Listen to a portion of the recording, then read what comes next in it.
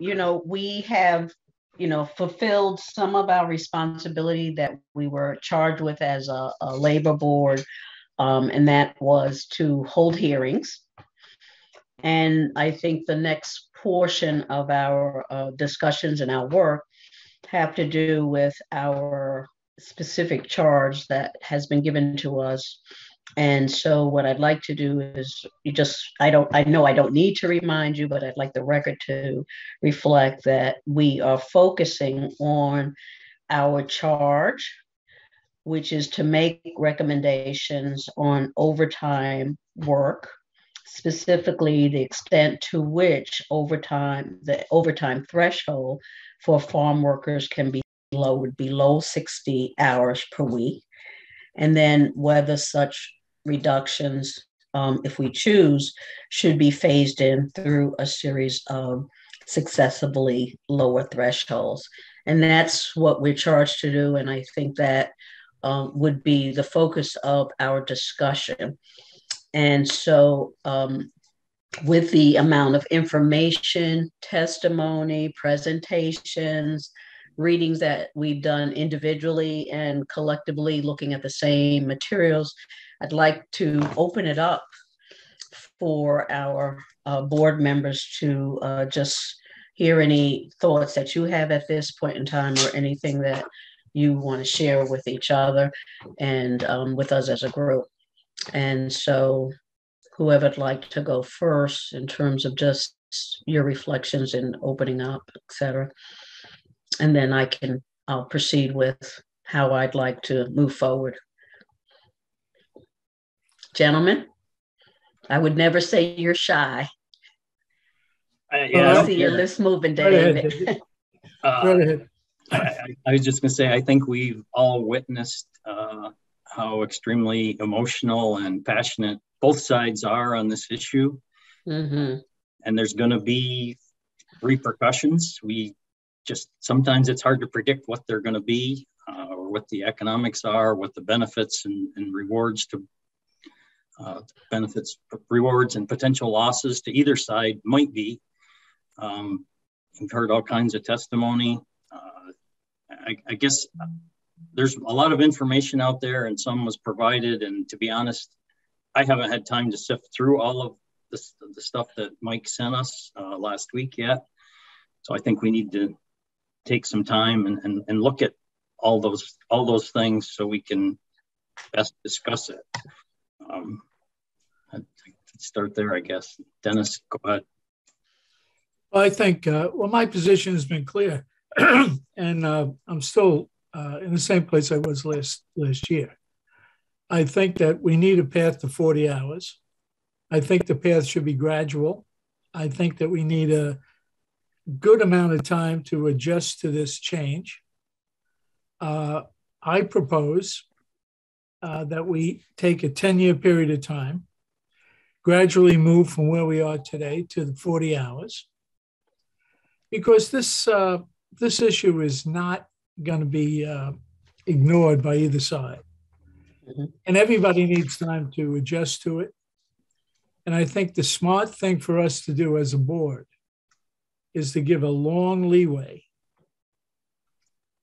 a long amount of time for people to understand what changes can be and should be made, and get to that path of 40 hours in a 10-year period of time. Okay. It's been a long time. It has been a long time. Mm-hmm. And I think the time has come for us to grasp this, to meet it head on, and to make the accommodations that are necessary. Thank you both for your thoughtful comments. I agree. There has been a tremendous amount of information. Knowing that we were extending our hearings until this week, I did go back and review particularly some of the documents that we received, as well as some of the other written testimony. And I think I would say, David, that I do believe that,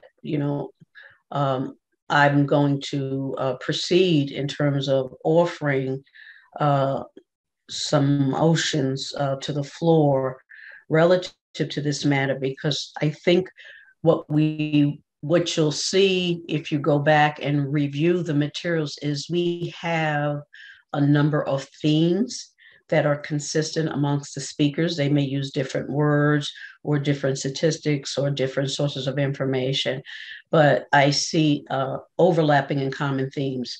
And we've had 4 hearings and given individuals more than ample time to come forward with presentations and testimony. And then before we reconvene, we also had an extensive amount of opportunity for people. One of the things I deeply appreciate is the amount of engagement. It shows that this is a very serious issue. We know that it has implications for our state and the well-being of people within our state. And I think one of the things that we all share is that we know and want agriculture to continue to be a critical part of the economy of New York State, and the interdependence and the relationship between the farmers and the workers is key to that. And so I'd like to, there's no further discussion right now relative to us moving forward. I'd like to recommend and put forth a series of motions relative to meeting our responsibility under our charge. So the first motion, and I'll tell you what each of them will be, and then we can independently have more discussion and vote on them. But they relate to, first and foremost, the threshold. Secondly, the phase in, and then related to both of those items, a potential schedule for that to occur. So my first resolution in the form of a motion is that I would recommend that the overtime threshold for farm laborers, which is currently set at 60 hours, be reduced to 40 hours. That is my first motion. And I'd like to, if possible, take the motions individually and then and act on them individually, and then proceed to building upon them, because as you've heard, they're all related to our charge and they're interrelated to each other. So I've made the motion. Second. There's been a second from Dennis.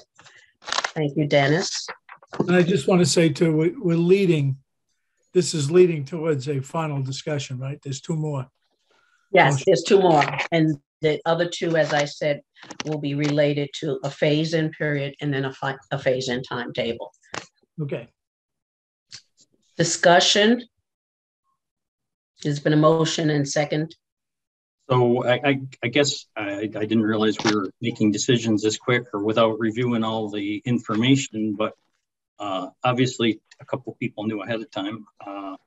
But what I guess I'd only say, well, there's a lot more implications, and I don't know that I guess I'm only 1 vote, so I'm not very comfortable that we're making any of these decisions today, to be honest. But if we have to, then obviously we have a motion and a second. But I would only say, to some of the farm workers who have objected, what are we going to tell them when they can only work 40 hours and they don't get paid overtime?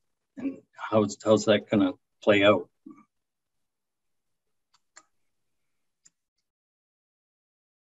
Well, I believe that as we listen to the testimony, and as we talk about it, we'll talk about a phase-in period so that we can make that adjustment. But my rationale for the motion is the principle by making sure that we can remunerate individuals and address the issues of their health and well-being, while at the same time, as you'll hear in the second resolution after we vote on the first, we'll be talking, or I'll be recommending a period of a phase-in to make those adjustments. Okay, I guess on both sides. I can't support this not knowing a lot of other things that might be in play that obviously you know about. I only know what I read in the materials and came to a independent decision relative to the information that I reviewed. And I felt that the information was sufficient to make that recommendation. So there's been a motion on the floor. It's been seconded, and I'd like to call the question. All in favor, note by saying aye. Aye. Oppose? Aye. As an opposed, David? Yes. Okay.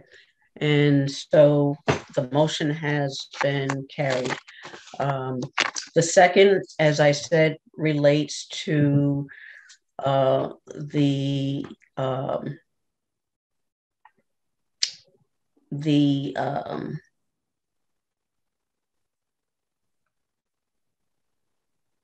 phase-in, and I am recommending that the reduction of the overtime threshold from 60 to 40 be phased in over a 10-year period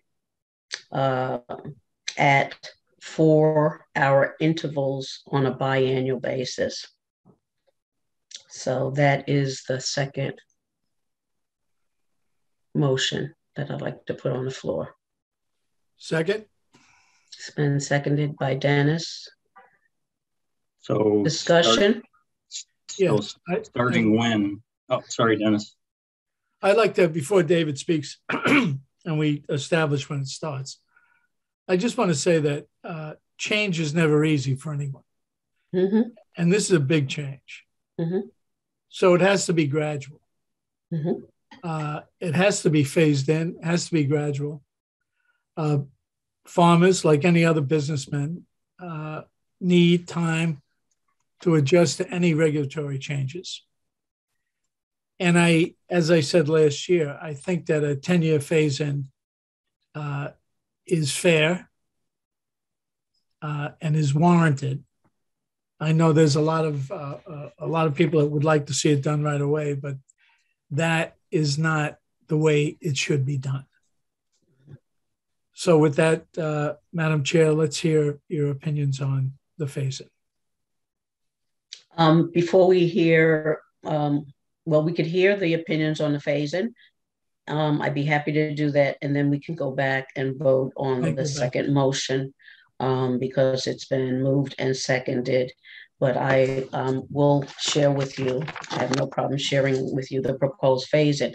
I think to reiterate your point, this is a very serious deliberation that we're engaged in.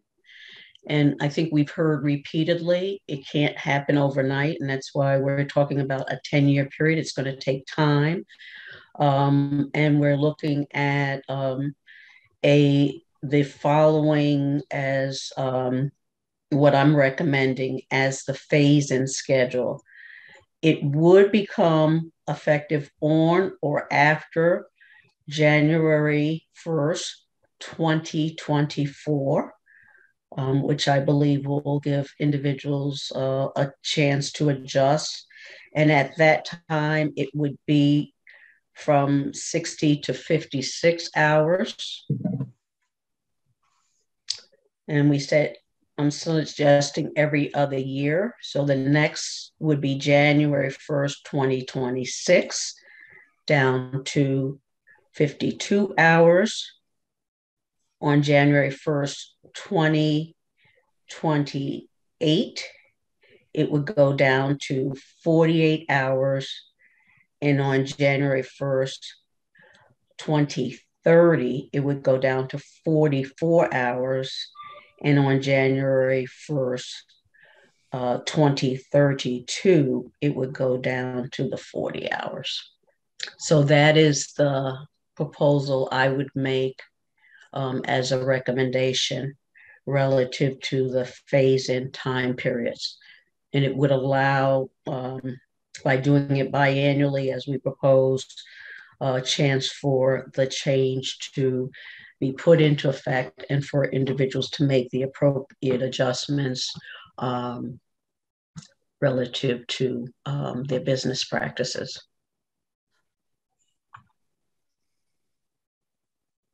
So I will go back to the second resolution, which, if it's your pleasure, I'd be happy to read it. But I believe the third one takes the first and second into account.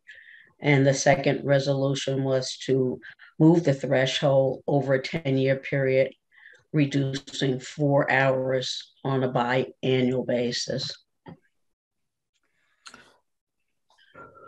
So there was a motion and a second on that. And so I'd like to, if you'd like to have any further discussion, and hearing none. I would just say, without further investigation as the process moves along, I don't think it's right to do that, but that's just my opinion. Okay, thank you, Dave. Okay, well, we have a motion and a second. All in favor of the second resolution, please note by saying aye. Aye. Opposed? Aye. Okay. Thank you. It's carried. The third resolution, which I shared with you earlier, and I'll just repeat it.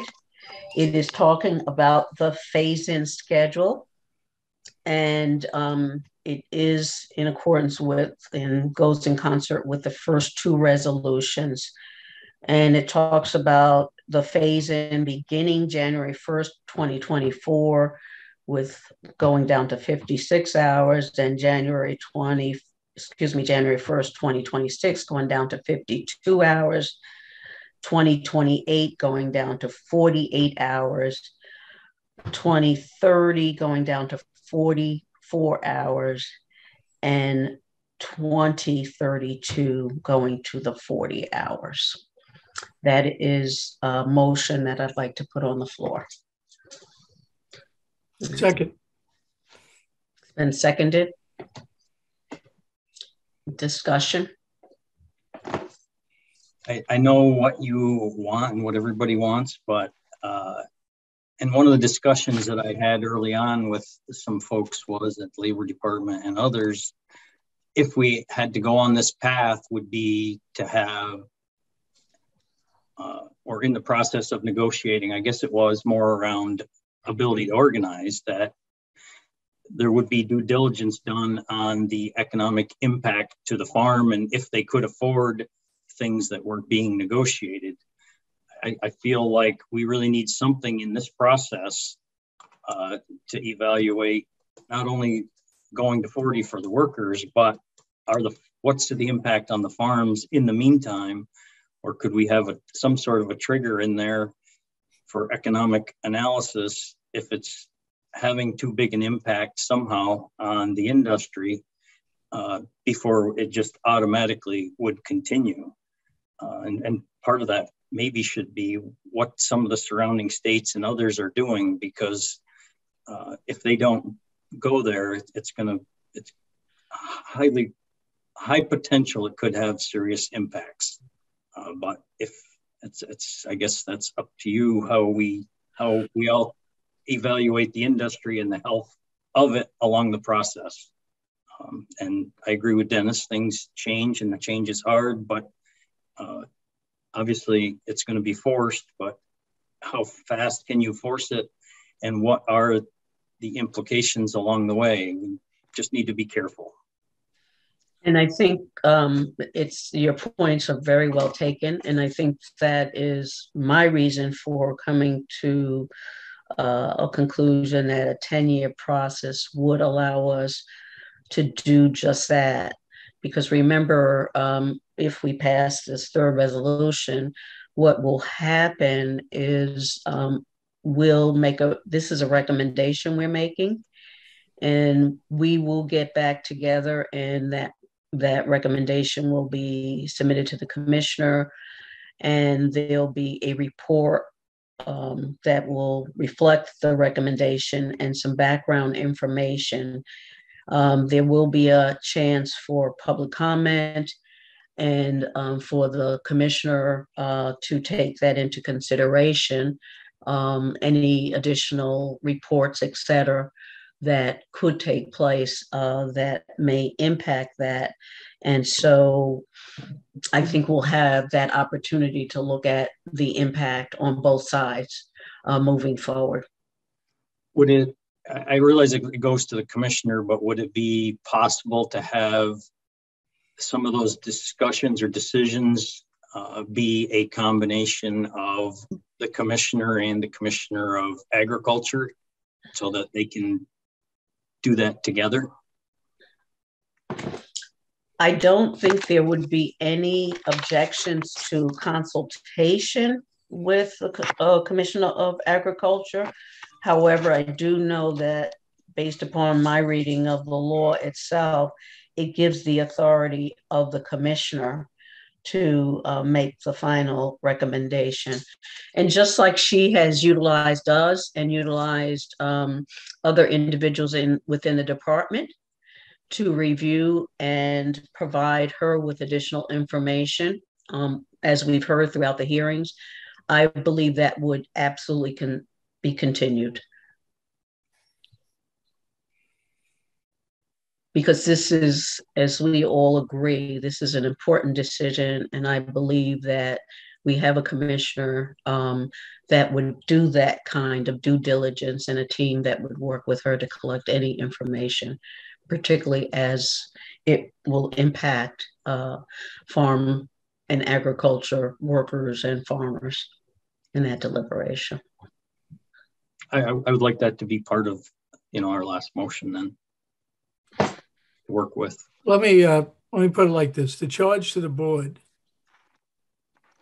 and to this board and any wage board. The last time it went down was the fast food wage board, I believe. Mm-hmm. It's always done the same way. It goes to the Department of the Commissioner of Labor to make the final decision. Mm-hmm. That's the way it's written in the legislation, I understand. And I don't think we have an opportunity to to change the legislation by mandating any other decision-making other than the Commission of Labor. As you said before, consultation is one thing, but mandate is another. So my position would be to leave the resolution the way it is and work from there. I concur, and that's why I use the word, I believe that as we've moved through the process, we've had opportunity to hear from the Department of Agriculture as information sharing, and I would expect that would continue.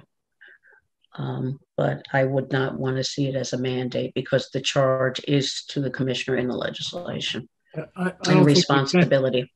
I think they'd have to change it legislatively. Yeah, I agree. Yeah. And I think she will. I know she will. I mean, my knowledge of her and obviously what we've all seen as the behaviors is reflective of that. Mm-hmm. So we have our third. I'm sorry, Dave. Change the legislation, but I just thought it would be better if it was in there. I'd feel more comfortable having it in there as a highly recommendation. But that's fine. I understand. Yeah.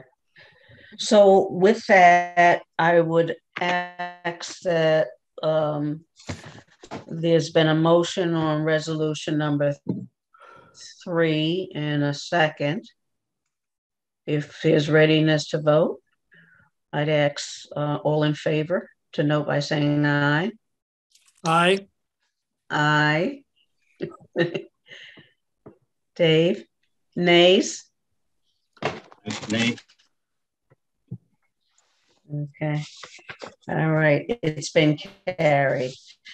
So as we begin to discuss with those three resolutions that have just been made, I'd just like to make sure that we review the next steps in the process, and so that we all have a clear understanding and the record reflects that as we've just voted, we will need to finalize and submit to the Commissioner of Labor our formal written recommendation. The three resolutions that we approved today will be posted on the Department of Labor's website. And to remind everyone, the website is, the long version is http://dol.ny.gov/farm-labors with an S -wage-board-hearings. The shortcut to the website is dol.ny.gov.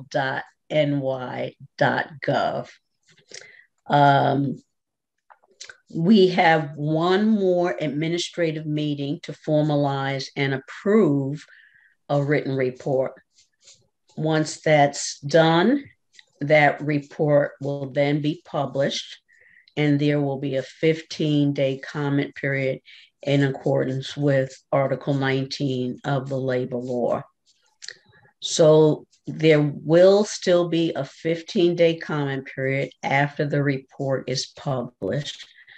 Based upon the comments, the Commissioner of Labor may accept, reject, or modify those recommendations, the three recommendations, and file a wage order modifying regulations recommended by the report. The wage order must be filed within 45 days once our report is filed. The order is then subject to an additional regulatory process. So what we will do is we'll have that report drafted. We will announce in the coming days or weeks on the Department of Labor's website our meeting date, and that will allow us to move forward and the recommendations to be received by the Commissioner and her action. So that is what we will be doing moving forward. I certainly want to personally thank you, Dennis, and you, David, for your time, your insight on this very important matter. It's been a pleasure to work with you. As was stated, this is a very difficult issue that we have been asked to give a recommendation on.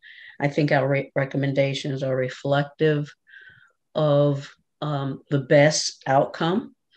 There are no winners or losers, but I think we set forth the best that we could in terms of addressing the information that we received on both sides relative to the hours where farmers would be compensated for overtime, and setting forth a time frame for that to happen, recognizing all of the factors that we know and much of which is unknown.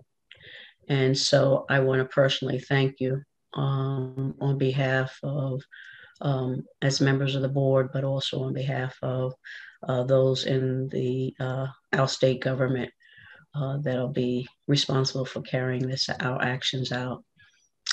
And so with that, that concludes our business for today. Again, I thank everyone for their participation, for the information, and for the sharing. We'll wait and look on the website for our next meeting date, and look forward to reading the report of our deliberations. I thank you. Thank you very much. Who's writing the report, Brenda, or how's this process going to play out?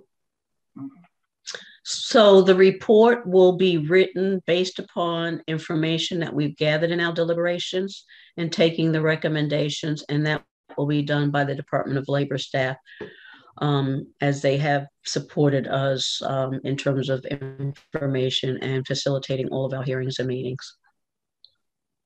And as was stated, we'll be working back and forth with them and having a chance to input the report and have input on the report as it is being written before it even goes to the commissioner. But it will be based upon the recommendations, the motions that we passed and approved today. Right. And then we vote on the final submission. Absolutely. Okay. Absolutely. Okay. And as I said, you'll have a chance for input. And then after the input, there'll be a chance for a general public comment. That's standard. Okay. Yeah. Yes. Mm-hmm. Okay. Yeah. Some things don't change. Nothing changes. Yeah. Yeah. Well, we did something very historical today. So I think you all should be proud of the work and your voices leading to this point. So if I could say with that, one comment, I just want to make one comment, Sure. When you're on boards like this are really charged to manage change and manage change successfully. And this is a very difficult issue, but I am very satisfied with the way we did this because we have managed change in a way that gives everybody an opportunity to participate. And I hope it's viewed like that by all sides, by both sides, because, Madam Chair, this is a compromise. It is. It is. And that's why I said we tried to make sure it presented the best situation for all involved. So I think you can be very proud of the work that we did together. Thank you. And I thank you. All right. Is there any further business? I'd ask for motion to adjourn. Motion. Second. All right. Thank you. Please stay safe and well, and I'll look forward to meeting